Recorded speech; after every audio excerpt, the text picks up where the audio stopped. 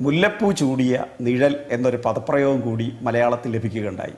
ശോഭാ സുരേന്ദ്രൻ യഥാർത്ഥത്തിൽ ഒറിജിനലാണോ, അതോ സലീംകുമാർ ഒരു സിനിമയെ പറഞ്ഞ പോലെ ഇത് ഞാനല്ല, ഞാനിങ്ങനെയല്ല എന്ന് പറഞ്ഞതുപോലെ ഇത് യഥാർത്ഥ ശോഭാ സുരേന്ദ്രൻ തന്നെയാണോ? പി കെ ഗോപൻ, ഇന്നിപ്പോൾ പുറത്തു വന്ന ഓഡിയോ താങ്കളും കേട്ടിട്ടുണ്ടാകും എന്ന് ഞാൻ വിചാരിക്കുകയാണ്. ഈ ഓഡിയോ പറ്റി CPM-ന് തോന്നിയത് എന്താണ്? ഇപ്പോൾ അന്ന് ആ വിവാദം ഉണ്ടായ സമയത്ത് ശോഭാ സുരേന്ദ്രൻ മാധ്യമങ്ങളോട് പ്രതികരിക്കുകയും അത് തള്ളിക്കളയുന്നൊക്കെ കേട്ടതാണ്. ഈ ഓഡിയോ വന്നതോടുകൂടി അത് പൂർണ്ണം അന്ന് തന്നെ നമുക്ക് എല്ലാവർക്കും വ്യക്തത വന്നതാണ്. ഇത് കുറെ കൂടി സ്ഥിരീകരിക്കുന്ന ഒരു തെളിവായി മാറുന്നുണ്ടോ ശ്രീ ഗോപൻ? ഞങ്ങൾക്കിതിലൊരു അത്ഭുതമില്ല. BJP-യുടെ നോർത്ത് ഇന്ത്യൻ പോളിറ്റിക്സ് വെച്ച് നോക്കിയാൽ വളരെ ചെറിയൊരു സംഭവമാണിത്. അവരെങ്ങനെയാണ് നമ്മുടെ രാജ്യത്ത് മനുഷ്യരെ ഭീഷണിപ്പെടുത്തി അധികാരം ഉപയോഗിച്ച് ഫാസിസത്തിൻ്റെ മുൾമുനകൾ ഉപയോഗിച്ച് മനുഷ്യവംശത്തെ തന്നെ എങ്ങനെ വിഭജിച്ച് പല തട്ടുകളാക്കി അധികാര രാഷ്ട്രീയത്തിൻ്റെ ഉത്തുംഗതയിൽ പരിലസിക്കുമെന്നുള്ളത് നമ്മൾ നോർത്ത് ഇന്ത്യൻ രാഷ്ട്രീയത്തിൽ കണ്ടതല്ലേ. അവർക്ക് എങ്ങനെ ഏത് വിധത്തിലും മനുഷ്യരോട് ഇങ്ങനെ പെരുമാറാൻ കഴിയുമെന്നുള്ളത് തെളിയിക്കപ്പെട്ട കാര്യമാണ്. അതൊരു BJP എന്ന് പറഞ്ഞാൽ RSS എന്ന് പറഞ്ഞാൽ ഒരു സാധാരണ രാഷ്ട്രീയ പ്രസ്ഥാനമല്ല. നമ്മളത് പണ്ടേ തിരിച്ചറിഞ്ഞിട്ടുള്ള കാര്യമാണ്. ഫാസിസം ഒരു കാലത്തും ഒരു സാധാരണ രാഷ്ട്രീയ പ്രസ്ഥാനമല്ല. ഇപ്പോൾ ഇന്ത്യയിൽ ഒരുപാട് രാഷ്ട്രീയ പാർട്ടികളുണ്ട്, വ്യത്യസ്തമായ ആശയങ്ങളുള്ളവർ. എന്നാൽ സമാന ആശയങ്ങളിൽ തന്നെ ഭിന്നത കൊണ്ട് ആളുകളുടെ ഈഗോ കൊണ്ടോ അല്ലെങ്കിൽ ഗ്രൂപ്പിസം കൊണ്ടോ ഒക്കെ ഭിന്നതയിൽ നിൽക്കുന്ന ഒരുപാട് പാർട്ടികളുണ്ട്. ഇപ്പോൾ അടിയന്തരാവസ്ഥ കാലത്ത് ഒരു ഏകീകൃതമായ പാർട്ടി, പിന്നീട് ഛിന്ന ഭിന്നമായി പോയ ജനാധിപത്യ കക്ഷികൾ, ഇതൊക്കെ എല്ലാം ഒരുപാടുണ്ട്. പക്ഷേ അത്തരം രാഷ്ട്രീയ പാർട്ടികളുടെ ഗണത്തിൽപ്പെടുത്താവുന്ന ഒന്നല്ല BJP. അത് ജനാധിപത്യം എന്ന് പറയുന്നത് അതിൻ്റെ ഒരു പുകമറ അതിൻ്റെ ഒരു മറ മാത്രമാണ്. അതിനുള്ളിൽ അത് ജനാധിപത്യവൽക്കരിക്കപ്പെട്ടൊരു സംവിധാനമല്ല. RSS-നകത്ത് തിരഞ്ഞെടുപ്പ് നടക്കുന്നത് നിങ്ങൾ കണ്ടിട്ടുണ്ടോ? RSS-ൽ വനിതകളുടെ സാന്നിധ്യമുണ്ടോ? RSS ഗൂഢമായി പ്രവർത്തിക്കുന്നൊരു സംഘമാണ്. RSS ആണ് ഇന്ത്യയുടെ BJP-യുടെ പിന്നിൽ നിൽക്കുന്നത്. നിങ്ങൾക്ക് BJP-യുടെ ഭാരവാഹികൾ ചിലരെയൊക്കെ എടുത്തു വെക്കുമ്പോൾ നമുക്ക് തോന്നും ഇവർക്ക് എങ്ങനെയാണ് ഇങ്ങനൊരു രാഷ്ട്രീയ പാർട്ടിയെ നയിക്കാൻ പറ്റുക എന്നൊക്കെ ചില സംശയം എനിക്കും പണ്ട് തോന്നിയിട്ടുണ്ട്. പക്ഷേ അത് അവരെടുത്തു വച്ചിരിക്കുന്ന ചില പാവകൾ മാത്രമാണ്. അവർക്കതിന് പിറകിൽ RSS-ൻ്റെ ഒരു വലിയ ഒരു സുഘടിതമായൊരു രൂപമുണ്ട്. ഇവിടെ ശോഭാ സുരേന്ദ്രൻ എന്ന വനിതാ നേതാവ് ഈ കേരളത്തിലെ ഏതെങ്കിലും വനിതകളുടെ ബോഡി ലാംഗ്വേജാണോ അവർക്കുള്ളത്? നിങ്ങൾ ശ്രദ്ധിക്കാറുണ്ടോ? ഏതെങ്കിലും വനിതകളുടെ ബോഡി ലാംഗ്വേജ് ആണോ? പ്രത്യേകിച്ച് ബോഡി ലാംഗ്വേജ് അങ്ങനെയൊന്നുമില്ല. അത് അങ്ങനെയൊന്നും പറയേണ്ട കാര്യമില്ല. വനിതകളുടെ ബോഡി ലാംഗ്വേജ്, പുരുഷന്മാരുടെ ബോഡി ലാംഗ്വേജ്, അവർ ആർജവമുള്ള ഒരു സ്ത്രീയാണ്. അവർ ഒരു ഉറച്ച ബോധ്യമുള്ള അവരുടെ രാഷ്ട്രീയ നിലപാടുകൾ പറയുന്ന ഒരു ഉറച്ച രാഷ്ട്രീയ പ്രവർത്തകയാണ്. അതിനപ്പുറത്തേക്ക് എന്ത് ബോഡി ലാംഗ്വേജ് ആണ് ശ്രീ പി കെ ഗോപൻ? അല്ല, അത് നിങ്ങളുടെ വിലയിരുത്തലല്ലേ. അത് എൻ്റെ വിലയിരുത്തലാണ് ഞാൻ പറയുന്നത്. വനിതകളുടെ പുരുഷന്മാരുടെ എന്നുള്ള കാറ്റഗറി അല്ല ഞാനിവിടെ പറഞ്ഞത്. ശോഭാ സുരേന്ദ്രനെ ഒരു വനിതയുടെ ഗണത്തിൽപ്പെടുത്തിയുള്ള ബോഡി ലാംഗ്വേജ് അല്ല ഞാൻ വിശദീകരിച്ചത്. ഞാൻ ആ വാക്കേ ഉച്ചരിച്ചിട്ടില്ല. അത് നിങ്ങളുടെ മുൻവിധിയാണ്. ശോഭാ സുരേന്ദ്രനെ BJP നേതാവായിട്ടാണ് ഞാൻ കാണുന്നത്. അവർ ഉപയോഗിച്ച ഭാഷയും അവരുടെ ബോഡി ലാംഗ്വേജാണ് ഞാൻ പറഞ്ഞത്. 2 ഉദാഹരണങ്ങളാണ് തൊട്ടടുത്ത സമയത്ത് നമ്മുടെ മുമ്പിലുള്ളത്. ഒന്ന് പാലക്കാട്ടെ പണം കൊടുപ്പുമായി ബന്ധപ്പെട്ട് അവരുടെ പ്രതികരണം. അവരെ എല്ലാത്തിൽ നിന്നും വിശദീകരിക്കാനും ന്യായീകരിക്കാനും പരിശ്രമിച്ചിട്ട് അവസാനം അവരുടെ ഭീഷണിയാണ് കണ്ടത്. എന്തിനാണ് നിങ്ങൾ എൻ്റെ പടം എടുത്തതെന്ന് അവർ ചോദിച്ചത്. ഫോട്ടോ എടുക്കാൻ നിങ്ങൾക്ക് എന്താണ് അവകാശം എന്ന് പറഞ്ഞാൽ ഒരു മാൽ പ്രാക്ടീസ് നടക്കുമ്പോൾ ആ മാൽ പ്രാക്ടീസ് നടത്തുന്ന ആളിൻ്റെ അനുവാദമില്ലാതെ ഫോട്ടോ എടുക്കാൻ പാടില്ല എന്നൊരു പുതിയ തിയറി അവർ അവതരിപ്പിക്കുകയുണ്ടായി. ഞാനൊരു ചാനൽ ചർച്ചയിൽ പറഞ്ഞു, അത് വേണമെങ്കിൽ BJP-ക്ക് ഒരു നിയമം കൊണ്ടുവരാം. ഒരു അഴിമതിയോ കൈക്കൂലിയോ അപകടകരമായ ഒരു പ്രവർത്തനമോ നടത്തുമ്പോൾ അത് പിക്ചറൈസ് ചെയ്യണമെങ്കിൽ അതിന് ഗവൺമെൻറ്റിന് അനുവാദം മേടിക്കണമെന്ന് വേണമെങ്കിൽ നിയമം കൊണ്ടുവരാം. അത് സ്വാഭാവികമായിട്ട് അവരുടെ രീതിയുടെ പ്രത്യേകതയാണ്. അപ്പോൾ ശോഭാ സുരേന്ദ്രൻ നേരത്തെ പ്രതികരിച്ചത് അങ്ങനെയുള്ള ഒരു സെറ്റിനോടാണെങ്കിൽ ഇപ്പോൾ സ്വന്തം പാർട്ടിക്കകത്തുള്ള ഒരു മഹതിയോടാണ് ഇത്തരം പ്രതികരണം നടത്തിയത്. നിന്നെ ഞാൻ കോടതി കയറ്റും, നിന്നെ ഞാൻ പോലീസിൽ കയറ്റും, അങ്ങ് നേരത്തെ ചൂണ്ടിക്കാണിച്ചതുപോലെ നീയല്ലേ പൈസ കൊടുക്കാൻ ആളെ പറഞ്ഞു വിട്ട് എനിക്ക് കുഴപ്പമുണ്ടാക്കാൻ പരിശ്രമിച്ചത്. ഇതെല്ലാം വെളിവാക്കുന്നത് ആ ഫോൺ സംഭാഷണം തന്നെ ഒരു 2 രാഷ്ട്രീയ പ്രവർത്തകർ തമ്മിൽ നടത്തുന്ന ഒരു മര്യാദപൂർണ്ണമായിട്ടുള്ളൊരു സംഭാഷണമല്ല. അല്ലെങ്കിൽ പരാതി ഉണ്ടെങ്കിൽ ആ പരിഭവത്തോടും പരാതിയോടും കൂടി നടത്തുന്ന ഒരു സംഭാഷണമല്ല, മറിച്ച് ഭീഷണിയാണ് അവിടെ കൈമുതലായിട്ടുള്ളത്. ആ ഭീഷണിയുടെ സ്വരം ഉത്ഭവിച്ച ശരീരത്തെയാണ് ഞാൻ ബോഡി ലാംഗ്വേജിൻ്റെ പ്രത്യേകത ചിത്രീകരിച്ചത്. അതിനെ മറ്റൊരു തരത്തിൽ ദുർവ്യാഖ്യാനിക്കേണ്ട യാതൊരു കാര്യമില്ല. അതിനകത്ത് സ്ത്രീ പുരുഷ പ്രശ്നമൊന്നും കൊണ്ടുവരേണ്ട കാര്യമില്ല. അല്ല, അങ്ങ് ഇത് വനിതകളുടെ സ്ത്രീകൾക്കും ബോഡി ലാംഗ്വേജ് അല്ല പുരുഷന്മാർക്കും എന്ന് അവരുടെ പ്രത്യേകമായി body പറഞ്ഞുകൊണ്ടാണ് language അങ്ങനെ തെറ്റായിട്ട് ഉപയോഗിക്കുമ്പോൾ സംഭവിക്കുന്ന കാര്യങ്ങൾ. അങ്ങ് ഉദ്ദേശിച്ചത് അതല്ല എന്ന് വ്യക്തമായി. ഗോപൻ, ഈ പറയുന്ന പോലെ ശോഭാ സുരേന്ദ്രനൊപ്പം കാറിലുണ്ടായിരുന്ന യുവതി അവരാണ് ഈ പണം കൊടുത്തത്. അതാണ് ആ ദൃശ്യങ്ങളിലുള്ളത്. ഇപ്പോൾ സ്വകാര്യ സംഭാഷണം എന്ന രീതിയിൽ പുറത്തു വന്ന ഈ ഓഡിയോയിൽ അവർ ചോദിക്കുന്നത് നീയല്ലേടി പണം നൽകി ഒരു പെണ്ണിനെ അയച്ചതെന്നാണ്. അതായത് തനിക്ക് ഒരു തരത്തിലും അറിവില്ലാത്ത ഒരു കാര്യം പറയുന്നത് പോലെയാണ് ശോഭാ സുരേന്ദ്രൻ ഈ സംഭാഷണത്തിലും പറയുന്നത്. അതിനെ താങ്കൾ എങ്ങനെയാണ് കാണുന്നത് ശ്രീ ഗോപൻ? ഞാൻ ശ്രീ അനൂപിലേക്ക് വരും. അതിനു മുമ്പ് ഒരു 1-2 ചെറിയ പ്രതികരണം എനിക്ക് നടത്തേണ്ടതായിട്ടുണ്ട്. അതായത് ഈ ഫാസിസത്തിൻ്റെ ചില രൂപങ്ങൾ BJPയിൽ അല്ലെങ്കിൽ RSSുമായി ബന്ധപ്പെടുത്തി ഞാൻ വിശദീകരിച്ചു. അപ്പോൾ അദ്ദേഹത്തിൻ്റെ മറുപടി വന്നത് ഫാസിസത്തിൻ്റെ ലക്ഷണമായിട്ട് പറയാൻ പറ്റുന്നത് കടക്ക് പുറത്ത് അല്ലെങ്കിൽ പിന്നെ വീട്ടിൽ പോയി ചോദിക്കൂ എന്നീ വാക്കുകളാണ് ലോകത്ത് ഫാസിസത്തിൻ്റെ പ്രതീകമായിട്ട് വരുന്നത് എന്നുള്ളതാണ്.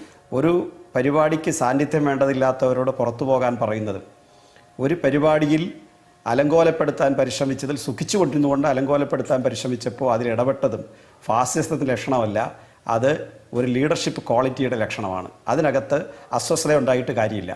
ഇനി നമ്മുടെ രാജ്യത്തിൻ്റെ ആഭ്യന്തരമന്ത്രി ഗുജറാത്തിൻ്റെ ആഭ്യന്തരമന്ത്രിയായിരുന്നു. അദ്ദേഹം ജയിലിൽ കിടന്നത് സ്വാതന്ത്ര്യ സമരത്തിൽ പങ്കെടുത്തിട്ടോ പ്രതിപക്ഷ രാഷ്ട്രീയ പ്രസ്ഥാനത്തിൻ്റെ ഭാഗമായി സമരത്തിൽ പങ്കെടുത്തിട്ടോ അല്ല. ആഭ്യന്തരമന്ത്രിയായിരിക്കുമ്പോൾ കൊലപാതക കേസിൽ പ്രതിയായി അദ്ദേഹം ജയിലിലകപ്പെട്ടു എന്ന് മാത്രമല്ല, അദ്ദേഹത്തെ ശിക്ഷിച്ച ജസ്റ്റിസ് ലോയ കൊല്ലപ്പെടുകയും ചെയ്തു. നമ്മുടെ രാജ്യം മൊത്തം നടുങ്ങിപ്പോയ സംഭവങ്ങളാണ്. അത്തരം നടപടിക്രമങ്ങളിലൂടെ രാഷ്ട്രീയ നേതൃത്വം കൈവരിച്ച ചിലരാണ് BJPയും RSSനെയും നയിക്കുന്നത്, അല്ലെങ്കിൽ RSSൻ്റെ ശൈലി അതാണ്. ഗുജറാത്ത് കൊലയ്ക്ക് തുല്യമായി സ്വതന്ത്ര ഇന്ത്യയിൽ വേറെ ഏതെങ്കിലും ഫാസിസത്തിൻ്റെ ലക്ഷണം പറയാൻ പറ്റുമോ? അപ്പോൾ അതിനെയൊക്കെ നടത്തിപ്പുകാർ ഇങ്ങനെയുള്ള ചർച്ച നടത്തുന്നത് എന്ത് ന്യായത്തിലാണെന്ന് എനിക്ക് മനസ്സിലാവുന്നില്ല. ഇനി സോഷ്യൽ മീഡിയയിൽ പാർട്ടിക്കെതിരായി പരാതി പറഞ്ഞതിൻ്റെ പേരിൽ ഞങ്ങൾ അവരെ പാർട്ടിയിൽ നിന്ന് അന്നേ പുറത്താക്കി.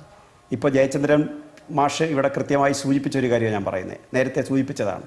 അതായത് ജനാധിപത്യ പാർട്ടിയാണ് ഞങ്ങൾ. മറ്റുള്ളവർ അച്ചടക്കത്തെക്കുറിച്ച് പറയുമ്പോൾ അങ്ങനെ പരസ്യമായിട്ട് ചില പ്രതികരണങ്ങൾ വന്നു കഴിഞ്ഞാൽ ഞങ്ങളെ സംബന്ധിച്ച് ജനാധിപത്യ പാർട്ടി ആയതുകൊണ്ട് അതിൻ്റെ പേരിലൊന്നും നടപടി സ്വീകരിക്കാറില്ല എന്ന് പറഞ്ഞ് ശീലിച്ചു വന്നവരാണ്. സോഷ്യൽ മീഡിയയിൽ പരാതി പറഞ്ഞതുകൊണ്ട് അല്ലെങ്കിൽ പ്രതികരിച്ചതുകൊണ്ട് ഞങ്ങൾ അവരെ പുറത്താക്കി. അവസാന സമയത്താണ് അദ്ദേഹം പറയുന്നത് അവരെ ഇന്ന് പാർട്ടിയിൽ നിന്ന് പുറത്താക്കിയ കാര്യം പറയുന്നത്.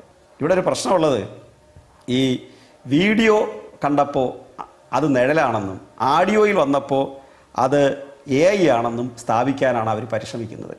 അങ്ങനെ മലയാളത്തിന് നല്ലൊരു പദപ്രയോഗം കിട്ടി. മുല്ലപ്പൂ ചൂടിയ നിഴൽ എന്നൊരു പദപ്രയോഗം കൂടി മലയാളത്തിൽ ലഭിക്കുകയുണ്ടായി.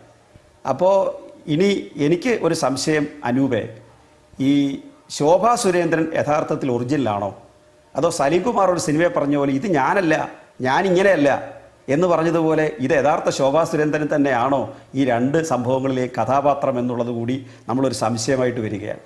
ഇവരിവിടെ ഈ പാലക്കാട് സംഭവത്തെക്കുറിച്ച് പരസ്യമായി പകൽ വെളിച്ചത്തിൽ നഗ്നരാക്കപ്പെട്ട് നിൽക്കുന്ന ഒരു പാർട്ടിയാണ്. ഇത് ഒരു ചെറിയ സംഭവം മാത്രമല്ല, തുടർച്ചയായി കേരളത്തിലെ 140 മണ്ഡലങ്ങളിലും അരങ്ങേറിയതാണ്. CPMന്റെ പ്രധാനപ്പെട്ട നേതൃത്വത്തിൽ ഇരിക്കുന്ന ആളുകളിൽ നിന്ന് മുഖ്യമന്ത്രിയെ പോലെ സംസ്ഥാന സെക്രട്ടറിയെ പോലെ ഇപ്പോൾ മുഖ്യമന്ത്രിയൊക്കെ ഈ കോൺഗ്രസിന്റെ നേതാക്കൾക്കൊക്കെ മറുപടി കൊടുക്കാൻ ഇപ്പോൾ സോഷ്യൽ മീഡിയയിലായാലും മറുപടി കൊടുക്കാൻ ഒരു മടിയുമില്ലാത്ത ആളാണ്. ഈ വിഷയത്തെപ്പറ്റി ഒരു പ്രതികരണവും മുഖ്യമന്ത്രിയുടെ ഭാഗത്തു നിന്ന് ഉണ്ടായിട്ടില്ല. ഈ ഗൗരവം ഉൾക്കൊണ്ടുകൊണ്ട് ചോദ്യത്തിന് മറുപടി പറഞ്ഞു പോവുക എന്നതിനപ്പുറം അതെന്തുകൊണ്ടാണ്? അയ്യോ, ഇത് പാലക്കാട് ഒരു മണ്ഡലത്തിലെ ഒരു 5000 രൂപ കൊടുപ്പ് മാത്രമായിട്ട് മുഖ്യമന്ത്രി പ്രതികരിക്കേണ്ട. മുഖ്യമന്ത്രി BJP പണമൊഴുക്കിയ കാര്യത്തെക്കുറിച്ചും ഇവിടെ തെരഞ്ഞെടുപ്പിനെ അട്ടിമറിക്കാൻ പരിശ്രമിക്കുന്ന കാര്യത്തെക്കുറിച്ചും നിരന്തരമായി പത്രസമ്മേളനത്തിൽ എല്ലാ ദിവസവും ഓർമ്മിപ്പിച്ച ഒരാളാണ്. ഇത് തെരഞ്ഞെടുപ്പിന്റെ തലേ ദിവസം നടന്നതാണ്.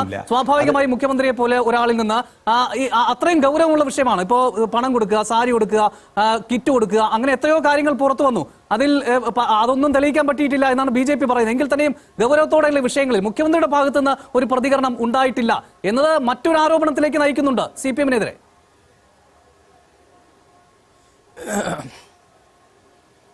CJ അനൂപേ, ഇതിനെ കൊണ്ടുവന്ന് ആവശ്യമില്ലാത്തടത്ത് കെട്ടാൻ പരിശ്രമിക്കല്ലേ. എന്താ കാര്യം എന്നറിയോ? മുഖ്യമന്ത്രി ഇലക്ഷന് പോളിംഗിന് ശേഷം അദ്ദേഹം പത്രസമ്മേളനം നടത്തിയിട്ടില്ല. അദ്ദേഹം ശോഭാ സുരേന്ദ്രന്റെ പൈസ നിഴലുമായി ബന്ധപ്പെട്ടൊരു പത്രസമ്മേളനം നടത്തണമെന്ന് അങ്ങ് വാശി പിടിക്കണ്ട. ഈ രാജ്യത്ത് ഒരു പത്രസമ്മേളനം സോഷ്യൽ മീഡിയയിലൂടെ പ്രതികരിക്കുന്നുണ്ടല്ലോ. അദ്ദേഹം അതുകൊണ്ട് മുഖ്യമന്ത്രി അതിനെ സർക്കാരിന്റെ പ്രവർത്തന മികവ് കാണിച്ച് സോഷ്യൽ മീഡിയയിൽ പോസ്റ്റ് ഇട്ടു. അപ്പൊ അദ്ദേഹത്തിന് അറിയാം. അപ്പോ അത്ര ഗൗരവത്തോടെ CPM ഇതിനെ കാണുന്നില്ല എന്ന ആരോപണം ഉയർന്ന അതുകൊണ്ടാണ് പാലക്കാട് പോലെയുള്ള സ്ഥലത്ത് പ്രത്യേകിച്ച്. അത് താങ്കൾക്കറിയാം, ഡീൽ ആരോപണം ഉയർന്ന ഏറ്റവും ആദ്യത്തെ മണ്ഡലം കൂടിയാണ്.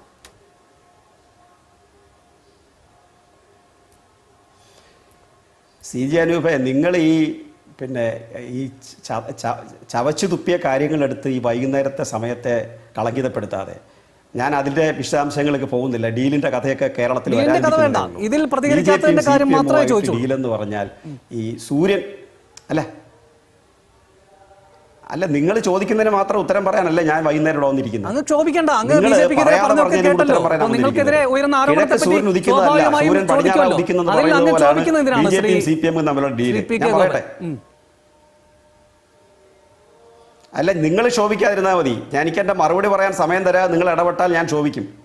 നിങ്ങളുടെ ചോദ്യത്തിന് എനിക്ക് ഉത്തരം പറയാൻ അവസരം തരാതെ നിങ്ങൾ ഇടപെട്ടുകൊണ്ടിരുന്നാൽ ഞാൻ ശോഭിക്കും. ഞാനൊരു രക്തവും മജ്ജയും മാംസമുള്ള ശരീരമാണ്, ഞാൻ AI അല്ല. അതുകൊണ്ട് നിങ്ങൾ മനസ്സിലാക്കുക. അതുകൊണ്ട് എനിക്ക് പ്രതികരിക്കേണ്ടി വരും. നിങ്ങൾ ഈ കാര്യത്തിൽ കൊണ്ടുവന്ന് ഈ BJPയുടെ ഈ പ്രശ്നത്തിൽ പ്രതിയായിട്ട് നിൽക്കുമ്പോൾ നിങ്ങൾ എന്നാ പിന്നെ നിങ്ങൾ പറഞ്ഞുകൊണ്ടിരിക്കും. അങ്ങ് പറഞ്ഞു, അങ്ങക്ക് എന്താ പറയാനുള്ളത് പറഞ്ഞാൽ അവർ രണ്ടുപേരോട് ചോദിച്ചിട്ട് അങ്ങ് വിശദീകരിച്ചു. ഇല്ല, താങ്കൾ പറഞ്ഞോളൂ. ഈ മുഖ്യമന്ത്രിയെ പോലെ പ്രധാനപ്പെട്ട സ്ഥാനത്തിരിക്കുന്ന ആളുകൾ ഇക്കാര്യത്തിൽ ഒരു ഗൗരവത്തോടെ പ്രതികരണം ഇല്ലാത്തത് എന്താണ് എന്ന ചോദ്യം അവിടെ നിൽക്കുന്നു. താങ്കൾക്ക് പറയാമെങ്കിൽ പറയാം, അല്ലെങ്കിൽ താങ്കൾ ഉദ്ദേശിച്ച് പറയാം. പ്രധാനമന്ത്രി എന്താ പ്രതികരിക്കാൻ ചോദിക്കാൻ എന്താ? പ്രധാനമന്ത്രി എന്താ പ്രതികരിക്കാൻ ചോദിക്കാൻ എന്താ? അനൂപ് എന്താ ചോദിക്കാൻ? പ്രധാനമന്ത്രി എന്താ പ്രതികരിക്കാൻ? പ്രധാനമന്ത്രി എന്താ കേരളത്തിൽ മുഖ്യമന്ത്രി ഈ രേവന്ത് റെഡ്ഡിയുമായി ബന്ധപ്പെട്ട പ്രശ്നം തൊട്ടടുത്ത സ്റ്റേറ്റിലെ ഒരു മുഖ്യമന്ത്രിയാ. ശോഭാ സുരേന്ദ്രൻ അല്ല രേവന്ത് റെഡ്ഡി. അദ്ദേഹം തൊട്ടടുത്ത സംസ്ഥാനത്തെ ഒരു മുഖ്യമന്ത്രിയാ. അദ്ദേഹത്തിന്റെ പ്രതികരണത്തിൽ ആ ഗൗരവം വന്നില്ലെങ്കിലും മറ്റൊരു മുഖ്യമന്ത്രിയുമായി ബന്ധപ്പെട്ട പരാമർശത്തിന് മറുപടി അർഹിക്കുന്നുണ്ട്. മാത്രമല്ല, അത് CM പത്രസമ്മേളനം നടത്തിക്കൊണ്ടിരിക്കുന്ന ദിവസങ്ങളിൽ വന്ന പ്രശ്നമാണ്. ഇത് ഇലക്ഷന് ശേഷം അദ്ദേഹം പത്രസമ്മേളനം നടത്തിയിട്ടില്ല. അപ്പൊ ശോഭാ സുരേന്ദ്രന് വേണ്ടി മാത്രമായിട്ട് അദ്ദേഹം ഒരു പത്രസമ്മേളനം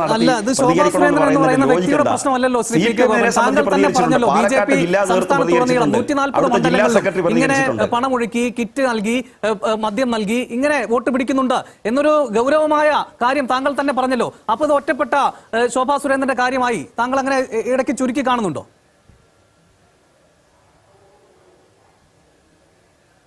ഇല്ലല്ലോ, ഞാൻ തന്നെയല്ലേ എന്റെ ആദ്യത്തെ ചർച്ചയിൽ ഞാനല്ലേ സംസാരിച്ചു തുടങ്ങിയത്. അപ്പൊ ഞാൻ പാലക്കാട്ടെ കാര്യമായിട്ടല്ലോ പറഞ്ഞേ. എനിക്ക് അനുഭവപ്പെട്ട കാര്യങ്ങളുണ്ടല്ലോ. എന്റെ ജില്ലയിൽ സംസ്ഥാന സെക്രട്ടറിയെ പോലുള്ള ആളുകൾ പ്രതികരിക്കേണ്ടതല്ലേ എന്നുള്ളതാണ് ഞാൻ ചോദിച്ചത്.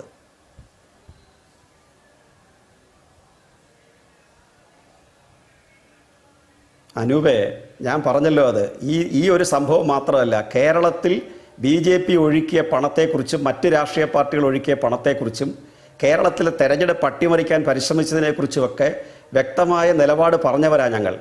ശോഭാ സുരേന്ദ്രൻ്റെ നിഴൽ നാടകത്തെക്കുറിച്ച് കൂടി മുഖ്യമന്ത്രി പറഞ്ഞില്ല എന്നത് നിങ്ങൾ ഇതിനകത്ത് പ്രതികളെ അവരുടെ പ്രതിയായതിൻ്റെ അല്ലെങ്കിൽ കുറ്റകൃത്യത്തിൻ്റെ ഗൗരവത്തെ ലഘൂകരിക്കാൻ നിങ്ങൾ നടത്തുന്ന ഒരു വൃഥാ വ്യായാമമാണ്. അതുകൊണ്ട് അത് ആ കുറ്റകൃത്യത്തിൻ്റെ ഗൗരവം ലഘൂകരിക്കപ്പെടില്ല. അവരുടെ താങ്കളോട് ചോദിക്കുന്നത് താങ്കളുടെ പാർട്ടിയുമായി ബന്ധപ്പെട്ട കാര്യമാണ്. അതിനെ അതുകൊണ്ട് മറ്റൊന്ന് ഗൗരവം ഇല്ലാതായി മാറുന്നില്ല. ശ്രീ PK ഗോപൻ,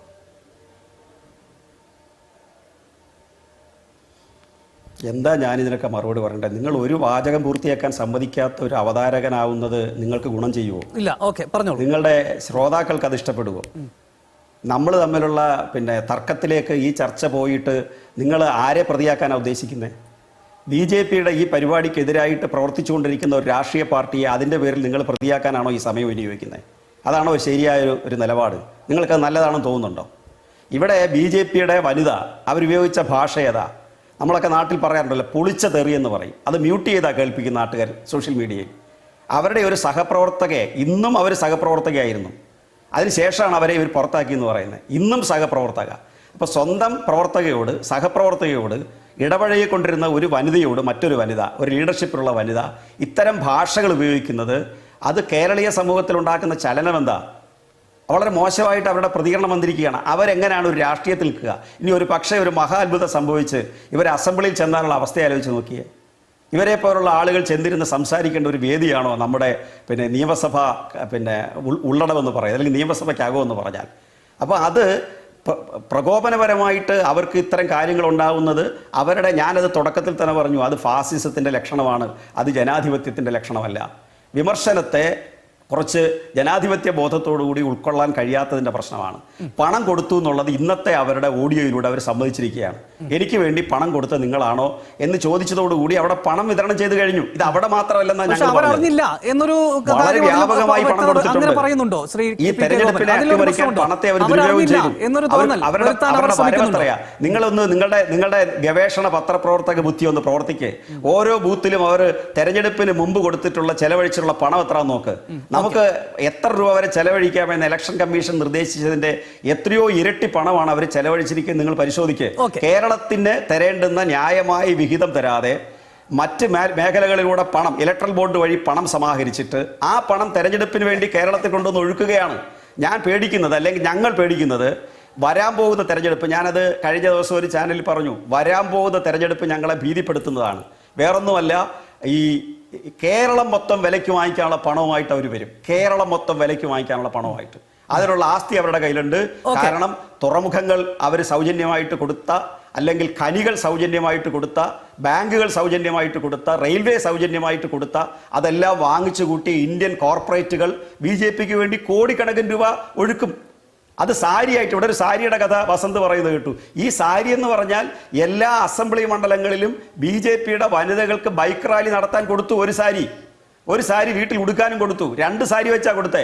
അതിൽ ഒരു സാരി യൂണിഫോമാണ്. ആ യൂണിഫോം കേരളം എല്ലാം കണ്ടു. കണ്ടമാനം പൈസ അതിനകത്ത് അവർ വിനിയോഗിച്ചുകൊണ്ടിരിക്കുകയാണ്. അങ്ങനെ ജനാധിപത്യത്തെ വിലക്കെടുക്കുകയാണ് അവര്. ആ ജനാധിപത്യത്തെ വിലക്കെടുക്കുന്നതിന്റെ ഭാഗമായിട്ടാണ് പാലക്കാട് നടന്നത്.